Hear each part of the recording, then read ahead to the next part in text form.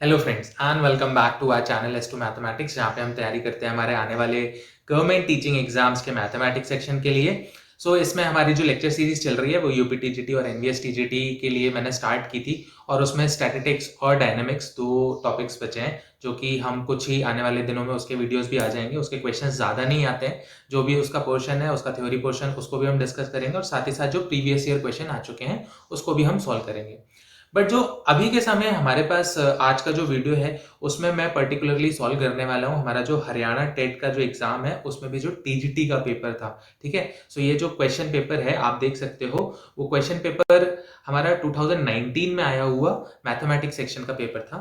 Just a second.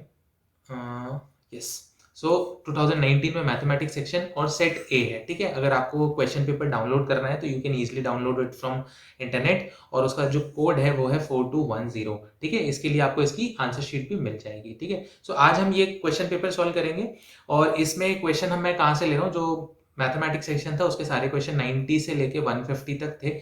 आज हम सिर्फ क्वेश्चन सॉल्व करेंगे 90 से लेके 105 तक, सिर्फ 15 क्वेश्चन सॉल्व करेंगे, और जो 15 15 15 करके 4 वीडियोस में हम पूरा जो मैथमेटिक्स सेक्शन आया था एचटेट में वो हम कंप्लीट कर लेंगे। एचटेट के बारे में अगर आपको नई जानकारी है, आपने फॉर्म फिल नहीं किया है, तो आप मेरा वीडियो देख सकते हो, मैं लिंक डिस्क्रिप्शन बॉक्स में दे दूंगा। उसमें मैंने सारा जो नोटिफिकेशन आया उसको डिटेल में कवर किया है।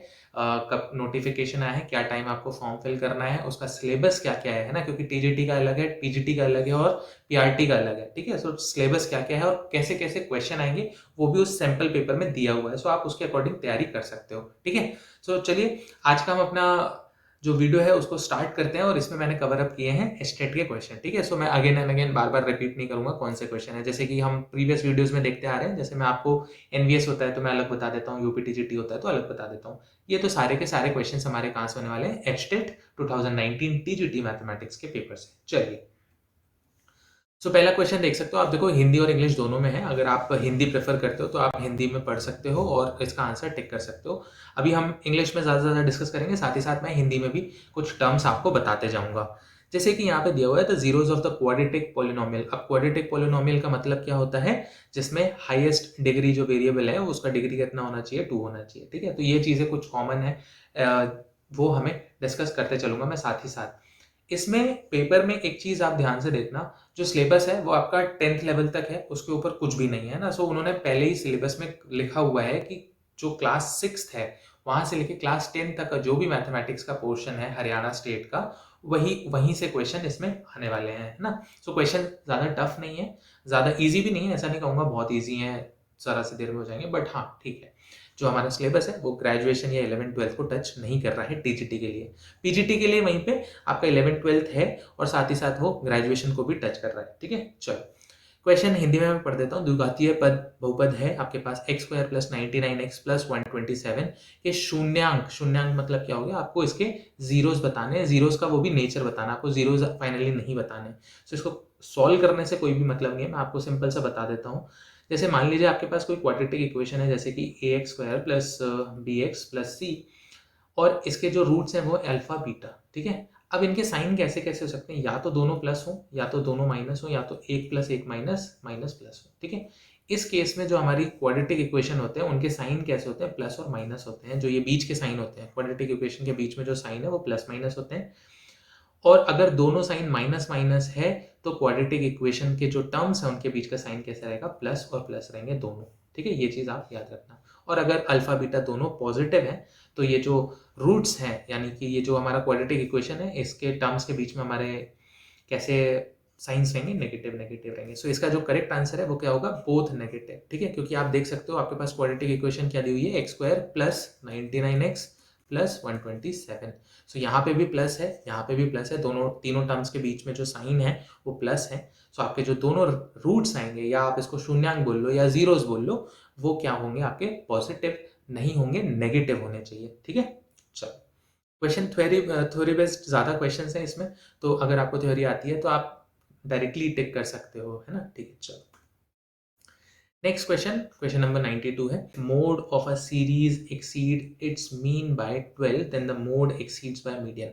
ठीक है, इसको सॉल्व करने के लिए सिंपल है, आपको पता होगा कि मोड इज इक्वल्स टू क्या होता है, 3 मीडियन -2 मीन, हम ये फॉर्मूला यूज़ करने वाले हैं। अब आपको यहाँ पे क्या दिया हुआ है कि जो मोड है वो मीन से कितना एक्सीड कर रहा है, आपको 12 एक्सीड कर रहा है, और फाइनली हमें क्या बताना है, मोड और मीडियन का रिलेशन। सो मैं क्या ऐसा लिख सकता हूँ कि मोड जो है वो कितना है, जो हमारा मीन है उसमें से मैं अगर 12 रिड्यूस कर दूँ, है ना, यहाँ पे मैंने थोड़ा सा जो रिलेशन है वो उसको उल्टा लिख दिया है, ठीक है। तो ये कितना आना चाहिए हमारे मोड के बराबर, ठीक है। सो मैं यहाँ पे लिख देता हूँ mode is equals to 3 times of median -2 times of mean -12, ठीक है। अब इसको आप जब सॉल्व करोगे तो ये कितना आएगा, मोड 3 टाइम्स ऑफ मीडियन, मैं इसको डायरेक्ट ऐसे लिख दे रहा हूँ, and 2 times of mean plus 24। इसको आप रीअरेंज करोगे तो कितना हो जाएगा, ये जो टू मोड है, sorry this will B mode, this is also mode. अब ये जो टू मोड है उसको आप लेके जाओगे कहाँ पे, आपके लेफ्ट हैंड साइड पे यहाँ लेके जाओगे तो this will become 3 times of mode is equals to 3 times of median plus 24, ठीक है। अब आप 3 से इसको डिवाइड करो पूरे इक्वेशन को, so mode will be equals to median plus 8, है ना, 24 divided by 3 will be how much, 8। So ये जो मोड है वो मीडियन से कितना बड़ा है, 8, है ना। सो एक्सीड कितने से कर रहा है, 8 से कर रहा है, सो करेक्ट ऑप्शन आपका क्या होगा, 3 होगा, ठीक है। चलो next question 93। A square is drawn by joining the midpoint of the side of a given square. In the same way, this process continues indefinitely. If sides of first square is 4 centimeter, then the sum of the area of all the squares are equal to, ठीक है। पहले तो question समझो, question आपसे कहना क्या चाह रहा है। क्वेश्चन में क्या है, आपके पास एक स्क्वायर है, देखो यहाँ पे मैं एक स्क्वायर बना रहा हूँ, ये एक स्क्वायर है आपके पास। इस स्क्वायर के आपने क्या लिए हैं, मिड पॉइंट्स लिए हुए हैं, यहाँ पे आपने मिड पॉइंट ले लिए हैं, और इन मिड पॉइंट्स को ज्वाइन करके आपने फिर से क्या बना दिया है, एक और स्क्वायर बना दिया है। अगेन आप जो अंदर स्क्वायर बन रहा है उसके भी क्या ले रहे हो, आप उसके अगेन एक मिड पॉइंट ले रहे हो, ठीक है। सो मैंने मिड पॉइंट ले लिए इसके, और इन मिड पॉइंट्स को वापस से ज्वाइन कर दिया है। फिर से आप क्या करोगे, उसके भी मिड पॉइंट्स लोगे, और उसके भी मिड पॉइंट्स लेने के बाद आप क्या करोगे, उनको ज्वाइन करते जाओगे। और ये आपको कब तक करना है, इन्फिनाइट टाइम्स करना है, ठीक है, इन्फिनाइट टाइम करना है। फिर आपको बोला गया है ये जो आउटर स्क्वायर है, ये जो आउटर मोस्ट स्क्वायर है उसका साइड कितना दिया हुआ है, दिस इज 4। अभी के लिए मैं इसको लिख ले रहा हूँ a, ठीक है। So a is equals to 4 है, ये चीज़ याद रखना। Then the sum of the area of all the squares, जो आपके सारे स्क्वायर्स हैं उनका सम कितना होगा, एरिया का सम कितना होगा, आपको ये फाइंड आउट करना है। पहले आपको ये साइड लेंथ पता होना चाहिए, ये लेंथ कितना होगा, ये मैं ब्लैक से मार्क कर रहा हूँ, ये लेंथ कितना होगा, ये आप कैसे फाइंड आउट करोगे, पाइथागोरस थ्योरम से फाइंड आउट कर सकते हो। अगर मैं इसको a लिख दूँ, ये जो ये टोटल साइड है, ये दिस साइड इज a, तो ये जो पॉइंट्स हैं वो पॉइंट्स कहते हैं मिड पॉइंट थे। इसका मतलब क्या हो गया, ये जो पॉइंट है, ये पॉइंट कितना होगा, ये जो लेंथ है वो a/2 होगी, एज इट इज ये लेंथ भी कितनी होगी, a/2 होगी। अब आप इसमें पाइथागोरस थ्योरम अप्लाई करोगे, सो आपको ये जो रेड वाला जो लाइन है इसका मेजरमेंट पता चल जाएगा कितना होगा, this will be a/2 whole square plus a/2 whole square. इसको आप सॉल्व करोगे तो कितना आ जाएगा, ये आपके पास कितना आएगा, a upon root, this will be how much, a/4, sorry a square by 4, a square by 4 and under root, so 2 under root में आएगा a/2 हो जाएगा, ठीक है। आप a/√2 भी लिख सकते हो, तो हम इसको a/√2 लिख लेते हैं, a/√2। अब ये जो रेड कलर में स्क्वायर आपको दिख रहा है, रेड कलर के स्क्वायर का एरिया कितना हो जाएगा, मुझे आप ये बताओ, एरिया कितना हो जाएगा, इसका एरिया हो जाएगा side into side, so a² by 2 हो जाएगा, ठीक है। ऐसे ही अगर आपको जो अंदर ग्रीन कलर का दिख रहा है, ठीक है, जो ग्रीन कलर का स्क्वायर है इसके भी आप साइड्स निकालोगे और इसका भी एरिया फाइंड आउट करोगे, सो ये जो ग्रीन कलर का स्क्वायर है इसका एरिया आपको मिलेगा a² by 4 मिल जाएगा, ठीक है। सो मुझे यहाँ से एक पैटर्न मिल रहा है, उस पैटर्न पे हम चलेंगे, उस पैटर्न के अकॉर्डिंगली सॉल्व करेंगे। सो जो आउटर मोस्ट है, आउटर मोस्ट स्क्वायर यानी ब्लू कलर का जो स्क्वायर है उसका एरिया मैंने लिखा है a²। फिर जो रेड कलर का स्क्वायर है, रेड कलर के स्क्वायर का एरिया कितना आया था, a²by 2।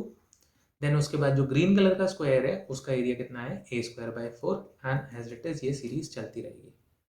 अब देखो इसमें से a² आप कॉमन ले सकते हो, एंड उसके बाद क्या बचेगा 1, 1 + 2, 1 + 4, 1 + 8 एंड सो ऑन। ठीक है, ये चीज़ ये चलता रहेगा। अब ये आपको दिख रहा है कि ये क्या है, फाइनली ये बन क्या रहा है, एक जीपी बन रहा है। This is nothing but a GP. और जीपी के लिए सम क्या होता है, जीपी का अगर आपको सम याद हो तो फर्स्ट टर्म है ना, चलिए मैं इसको फर्स्ट टर्म लिख ले रहा हूँ यहाँ पे।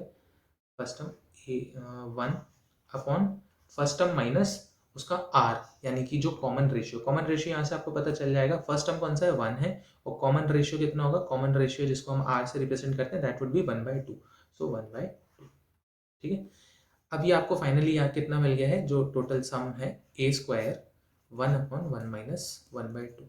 ठीक है, इसको सॉल्व करोगे तो दिस विल बी a² × 2, और a² का मतलब कितना है, a कितना था यहाँ पे 4 था, तो a² will be how much 16, 16 × 2 कितना हो गया आपके पास 32। ठीक है, सो इसका जो करेक्ट आंसर है, करेक्ट आंसर कितना आएगा, ऑप्शन 1 32 cm²। आई होप आपको ये दिख रहा होगा और आपको समझ भी आ रहा होगा। Yes, you can see this. ठीक है, सो क्वेश्चन थोड़ा सा ट्रिकी था, बस आपको ये पता चलना चाहिए कि ये जो अंदर स्क्वायर आप बनाते जा रहे हो, अंदर अंदर बनते जा रहे हैं मिड पॉइंट्स को कनेक्ट करके, उनका जो एरिया है वो क्या फॉर्म कर लेगा, एक जीपी फॉर्म कर लेगा। और जीपी का सम कितना होता है, अगर इन्फिनाइटली जीपी जा रही है और जो आपका आर है दैट इज कॉमन रेशियो वो 1 से छोटा है, तो जीपी का सम क्या होता है a/1 - r, यानी कि first term upon 1 - common ratio. ठीक है, चलो सो नेक्स्ट क्वेश्चन देखो, 94th क्वेश्चन है। ये जो आपको संख्याएं दी हैं 3, 2 बार 5, 3 बार 7 और 4 बार 9, ठीक है, ये सब क्या है, आपको रेंडमली नंबर दिए गए हैं और इनमें से एक रेंडमली नंबर आपको सिलेक्ट किया जाएगा। The probability that the selected number is there average. Average आपको पहले तो फाइंड आउट करना पड़ेगा। एवरेज मतलब क्या होता है, औसत होता है। ठीक है, तो आप औसत कैसे फाइंड आउट कर सकते हो, देखो 3 है, फिर 2 टाइम्स कितना है, औसत आप कैसे करोगे, ये सारे नंबर्स का सम लिखोगे और divided by number of terms होगा। तो देखो 2 5 है, इसका मतलब कितना हो जाएगा, इनका सम 10 हो गया। या आपके पास 3 7 है, इसका मतलब कितना हो गया 21 हो गया। और आपके पास 4 9 है, इसका मतलब कितना हो जाएगा, दिस विल बी मच 36। और ये टोटल नंबर कितने हैं, 1 2 3 4 5 6 7 8 9 10। सो टोटल नंबर कितने हैं 10। इसको आप ऐड ऑन करोगे तो this will B 70 divided by 10, इसका मतलब कितना हो गया 7। सो इसका जो एवरेज है, एवरेज बोल लो, वो कितना आएगा 7 आएगा। 7 देखो कितने 7 है हमारे पास, 3 7 ने। ठीक है, तो प्रोबेबिलिटी ऑफ हैविंग 7 क्या होगा, टोटल नंबर कितने आपके पास 10, और आपका जो प्रोबेबिलिटी आपको फाइंड आउट करनी है वो किसके लिए फाइंड आउट करनी है, 7 के लिए फाइंड आउट करनी है। कितने 7 है हमारे पास, 3 7 है ना, so this will B 3। Correct option आपके पास क्या हो जाएगा, 3/10 इसका करेक्ट आंसर हो जाएगा। ठीक है, चलो आई होप आपको ये क्वेश्चंस इजी लग रहे होंगे। ज़्यादा इजी भी नहीं है, बट हाँ पेपर में क्वेश्चन तो इजी आएगा बट सॉल्व करने में टाइम लगेगा, सो वो हम प्रैक्टिस से बढ़ा सकते हैं हमारी स्पीड। ठीक है, नेक्स्ट क्वेश्चन आपके पास देखो, क्वेश्चन ये वाला जो है वो क्वेश्चन एक्चुअली में आपको सॉल्व नहीं करना है। सॉल्व करने के लिए आपको मैं बताता हूँ, पहले क्वेश्चन पढ़ लेते हैं। The sum of age of father and his son. ठीक है, तो 2 पर्सन है, एक फादर है और एक सन है। तो इनका एज का सम आपको दिया हुआ है, वो कितना दिया हुआ है 45। ठीक है, फिर क्या बोला है, 5 year ago the product of their edges, यानी कि 5 ईयर अगो यानी फादर में से भी 5 हटाओगे, और सॉरी दिस इज मल्टीप्लिकेशन, और सन की एज में से भी 5 आप हटाओगे, इनका जो प्रोडक्ट है वो कितना दिया हुआ 124। Then you have to find the present age of father. अब ये जो आज की एज होगी फादर की वो आपको फाइंड आउट करना है। वैसे तो ये क्वेश्चन किसका हो गया आपका, वेरिएबल्स है ना, 2 वेरिएबल्स, इक्वेशन इन 2 वेरिएबल्स का आपका क्वेश्चन हो गया। तो आप चाहो तो सॉल्व कर सकते हो, बट सॉल्व नहीं भी करो तो भी चलेगा। क्यों, देखो अगर कोई फादर है, फादर की एज लेट से x है एंड सन की एज कितनी है y है, इनका सम आपको दिया हुआ है कितना 45। सो फादर अकेला 54 ईयर का हो सकता है क्या, नहीं हो सकता है ना, फादर की एज जो सम है उससे भी ज़्यादा कैसे ही हो सकती है। ठीक है, तो 4th ऑप्शन तो आप यू कैन एलिमिनेट। अब इसके बाद क्या है कि 45 ईयर क्या फादर की हो सकती है, अगर लेट से 45 ईयर फादर की है, हम अज्यूम करें, तो सन कितने का होगा, सन की एज कितनी हो जाएगी 0 हो जाएगी, तभी तो सम 45 आएगा। बट जो इनका प्रोडक्ट है, जो उनकी एजेस हैं, उसमें भी 5 साल हटाने के बाद जो उसका प्रोडक्ट है, क्या वो 124 आ सकता है, कभी भी नहीं आ पाएगा, है ना। क्योंकि देखो ये कितना हो जाएगा 40 हो जाएगा और दिस विल बी -5, इसको मल्टीप्लाई करोगे तो क्या ये 124 आएगा, कभी नहीं आएगा, 124 कभी नहीं आएगा। सो आपके पास ये ऑप्शन भी कैंसिल आउट हो गया। अब ये जो फर्स्ट ऑप्शन है, फर्स्ट ऑप्शन तो देखो दोनों तरीके से गलत है। दोनों तरीके मतलब मैथमेटिकली भी गलत हो सकता है और बायोलॉजिकली भी गलत होगा, है ना। तो ये ऑप्शन तो आप एलिमिनेट कर दो। करेक्ट आंसर क्या होगा? 36 ही इसका करेक्ट आंसर होगा कि जो फादर है वो 36 ईयर्स के होंगे। ठीक है, चलो। सो आप जरूरी नहीं है हर क्वेश्चन को सॉल्व करते बैठो, आप एलिमिनेशन भी लगा सकते हो। ठीक है, चलो next question is 96th question. If alpha, beta, gamma are the zeros of cubic polynomial ax square ax cube plus bx square plus cx plus d, then alpha beta plus beta gamma plus gamma alpha. ये तो as a formula आपको याद रखना है, relationship between the root of a cubic equation and root of quadratic equation. देखो पहले मैं quadratic के लिए बता देता हूँ आपको। ax square plus bx plus c equals to 0 है और इसके रूट्स अल्फा और बीटा है। तो अल्फा प्लस बीटा कितना होगा आपके पास? माइनस बी अपॉन ए आता है, एंड अल्फा इंटू बीटा कितना आएगा आपके पास? सी अपॉन ए आता है। ठीक है, एज इट इज। ये हमने किसके लिए लिखे हैं? हमारे क्वाड्रेटिक इक्वेशन के लिए।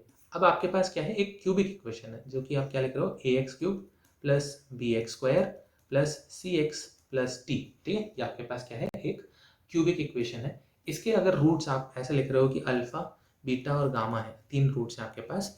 सो इसका जो सम होगा, पहले तो alpha plus beta plus gamma, इसका सम कितना होगा? minus b upon a. Then the sum of the products of two root taking a at a time, alpha beta, beta gamma and alpha gamma, इसका sum कितना आएगा?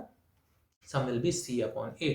और साथ ही साथ अल्फा, बीटा और गामा, इनका प्रोडक्ट कितना आएगा? Minus of d upon a। ठीक है, तो ये चीज आप एज अ फॉर्मूला याद रखो, काम आता रहेगा।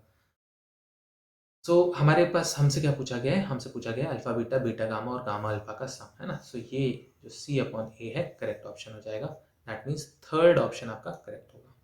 ठीक, चलो next question. A man starts with a certain monthly salary and earn a fixed increment every year. मान लो आपके पास सैलरी, मंथली सैलरी है एक्स है और हर साल आपको फिक्स्ड मिल जाता है, लेट्स से वाई। ठीक है, वाई इंक्रीमेंट आपको मिल रहा है। So if his salary was 1500 after 4 years, तो ये तो मैंने आपको बता दी पहले साल की। अब चौथे साल में कितना मिल जाएगा? 4y हो जाएगा। x तो आपकी मंथली हो गई और 4y आपकी क्या हो गई? आपकी हो गई हर ईयर पे जो फिक्स्ड इंक्रीमेंट मिल रहा है। सो ये कितनी है आपको? 1500। साथ ही साथ आपसे बोला क्या गया है? 1800 कब की है? After 10 years. तो 10 साल बाद इंक्रीमेंट कितना होगा? 10y हो जाएगा, है ना। तो सिंपल है, तो x plus 10y equals to 1800। ठीक, अब आपको फाइंड आउट क्या करना है? आपकी स्टार्टिंग सैलरी, इसका मतलब क्या हो गया? x की वैल्यू फाइंड आउट करनी है, ज़्यादा कुछ नहीं। देखो सिंपल है, इक्वेशंस को माइनस करोगे, सो माइनस करोगे तो this will B minus of 300 and this will B minus of 6y। y की वैल्यू यहाँ से कितनी मिलेगी? 300 अपॉन 6, और जिसको आप सॉल्व करोगे so this will be how much? 50। ठीक है, सो इसकी वैल्यू आपके पास कितनी आ गई? 50 आ गई। y क्या था हमारा? y was nothing but increment. ठीक है, इंक्रीमेंट था, फिक्स्ड इंक्रीमेंट। और x हमारे पास क्या था? जो हमारी स्टार्टिंग सैलरी थी, है ना, स्टार्टिंग सैलरी थी आपके पास। अब हमें क्या फाइंड आउट करना है? x फाइंड आउट करना है। So x plus 4y equals to 1500, ये जो हमने यहाँ पे इक्वेशन लिखी थी, इसमें ही आप क्या कर सकते हो? अपना y पुट कर दो। y की वैल्यू आपको पहले ही मिल चुकी है, y की वैल्यू आपके पास 50 है। So x plus 4 into 50 is equals to 1500। So x plus this will be how much? 200 equals to 1500, and x की वैल्यू कितनी आएगी? 1500 माइनस 200, जिसको आप लिख सकते हो 1300। ठीक है, सो ऑप्शन कौन सा सही होगा? ऑप्शन थर्ड आपका करेक्ट आंसर हो जाएगा, दैट इज 1300। ठीक है, चलो देखो इसमें एपी का कॉन्सेप्ट लगा सकते हो, वो भी यूज हो रहा है, पर कई बार गलती कहाँ पे होगी हमसे कि जब हम एपी में ऐसा लिखेंगे कि फर्स्ट ईयर में एक्स सैलरी है, नेक्स्ट ईयर में एक्स प्लस वाई सैलरी होगी, तो ये जब अगर आप ऐसा कॉन्सेप्ट लगाओगे तो आपका गलत आंसर आएगा। जो सही कॉन्सेप्ट है वो यही है। ठीक है, तो आपको ये चीज याद रखनी पड़ेगी। नेक्स्ट, अब इसमें आप अर्थमेटिक प्रोग्रेशन लगाओगे। क्वेश्चन में साफ लिखा हुआ है कि ये कैसे हैं? समांतर श्रेणी के नंबर्स आपको दिए हुए हैं। समांतर श्रेणी का मतलब क्या हो गया? Arithmetic progression. 7th और 21st टर्म आपको दिया है। 7th टर्म अगर किसी भी एपी का है, लेट्स से कि उसका जो फर्स्ट टर्म है ए और उसका जो कॉमन डिफरेंस है वो डी है। सो 7th टर्म के लिए हमें याद है क्या होता है? कॉमन टर्म क्या होता है? कॉमन टर्म मैं लिख देता हूँ। कॉमन टर्म के लिए आप क्या लिखते हो? ए plus N minus 1 D.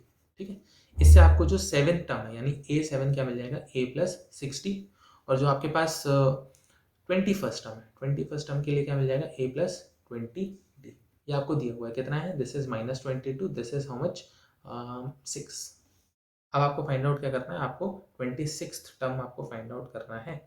26th term कैसे फाइंड आउट कर सकते हो, देखो पहले तो इनको सॉल्व कर लो। इनको सॉल्व करने के लिए आपको क्या मिल जाएगा, इससे क्या मिलेगा, आप माइनस करो, जो दोनों इक्वेशन है उनको माइनस करोगे तो a will be cancelled, this will B minus of 14d and this will be how much, minus minus, so minus of 28, oh sorry this is plus है ना, so 28 हो जाएगा। so d will be how much, minus of 2, d will be -2। अब d मिल गया है तो a भी find out कर सकते हो, a प्लस 6d मिला हुआ था आपको, दिस इज 6, सो d कितना रखना है, -2, so this will B minus into 6 और a को आप कितना लिख सकते हो, this will be how much, 18। अब आपको a26 फाइंड आउट करना है, a26 फाइंड आउट करने के लिए a प्लस 25d, यही फॉर्मूला रखोगे आप, है ना। चलो तो इसमें d और a की वैल्यू तो आपको फाइंड आउट हो ही गई है, मिल गई है। So a is how much, 18 plus 25 into minus of 2, that is 18 minus 50। इसको सॉल्व करोगे कितना आएगा, माइनस ऑफ 32। तो इसका करेक्ट आंसर क्या होगा, ऑप्शन 1 -32।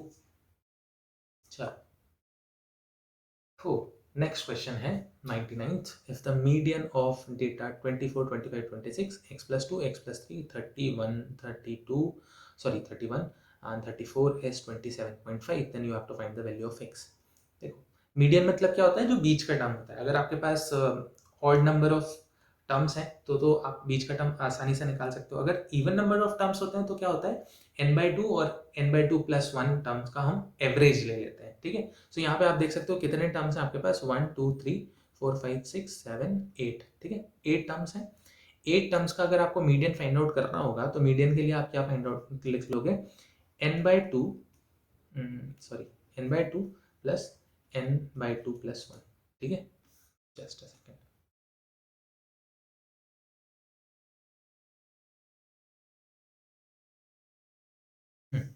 सो ये दोनों जो टर्म्स होंगे उसका एवरेज लेना है आपको। n/2 का मतलब क्या हो गया, 4th टर्म, और n/2+1 का मतलब क्या हो गया, 5th टर्म। अब इसमें 5th और 4th टर्म कौन से हैं आपको पता चल जाएगा, देखो कौन सा है, x+2 और साथ ही साथ कौन सा है, x+3, ये दो टर्म्स हैं आपके पास। ये हो गया आपके पास 4th टर्म और ये हो गया आपके पास 5th टर्म।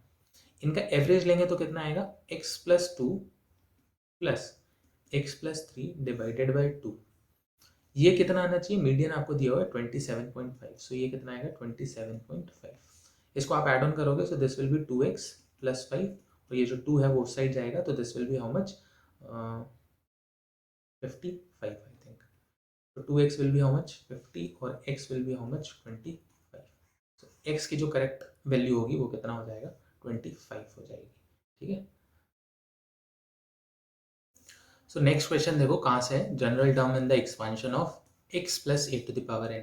देखो ये 11th क्लास में आप जाके पढ़ते हो ना, सो इसके लिए कोई दिक्कत नहीं है, आप थोड़ा बहुत तो टर्म्स पढ़ के ही जाओगे, थोड़ी बहुत चीज़ें पढ़ के जाओगे 11th 12th के लिए भी, है ना। टीजीटी के पेपर में ज़्यादा नहीं, बट हाँ थोड़ा बहुत तो आपको पता होना चाहिए 11th और 12th से भी, ठीक।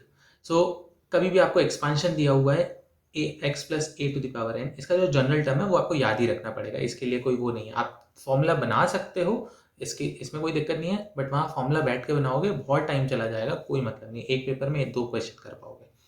सो इसको याद रखना है, इसका जो जनरल टर्म है उसका एक्सपांशन कैसा होगा, NCR x to the power n minus r and a to the power r, ये चीज़ आपको याद रखनी है, यही इसका जनरल टर्म होगा। ऑप्शन 1 आई थिंक करेक्ट है इसका, ठीक है, हाँ यही है। सो ऑप्शन 1 इसका करेक्ट आंसर है, और आपको ये तो याद ही रखना पड़ेगा, इसके पीछे कोई तरीका नहीं है। चलो next question is HCF of 56 and 72 is 56x plus 72y, then x and y are equal to। देखो क्वेश्चन करने के 1000 तरीके होते हैं, बट इस क्वेश्चन में देखो छोटे नंबर्स दिए हैं, इसलिए मैं डायरेक्टली बोलूंगा आपसे कि 56 और 72, जैसे बचपन में आप HCF निकालते थे वैसे HCF निकाल लो, ठीक है। अब इसका HCF निकालोगे तो कैसे हो जाएगा, इसको HCF मुझे पता है, मैं डायरेक्टली लिख देता हूँ आपके लिए, इसका HCF होगा 8, ठीक है, क्योंकि यहाँ पे HCF कैलकुलेट कैसे करते हैं ये मुझे नहीं सिखाना है आपको, ठीक है। तो HCF आपको कैलकुलेट करना ऑलरेडी आता ही होगा। HCF 8 आएगा, सो आप ये याद रखो कि ये जो आपके पास 56x है प्लस 72y है, ये कितना आएगा 8 के बराबर आ जाएगा। ठीक है, 8 के बराबर कब आएगा, जब आप x और y की कौन सी वैल्यूज रखोगे। सो आप इसमें देखो x की वैल्यू 4 और y की वैल्यू 3 सब में कॉमन है, बस साइन सब में डिफरेंट है ना। सो ऑप्शन 3 अगर आप इसको करके देखोगे, सॉल्व करके देखो तो 56 इंटू 4 प्लस 72 इंटू -3, इसको हम सॉल्व करके देखते हैं, शायद ये आंसर सही हो। सो 56 into 4 is how much, this will B 24, 2 carry 2 24 and this will be in the minus, so 6 and 21। ठीक है, इसको आप सॉल्व करोगे तो कितना आ जाएगा आपके पास, दिस विल बी 8। ठीक, सो ऑप्शन नंबर 3 इसका करेक्ट आंसर होगा।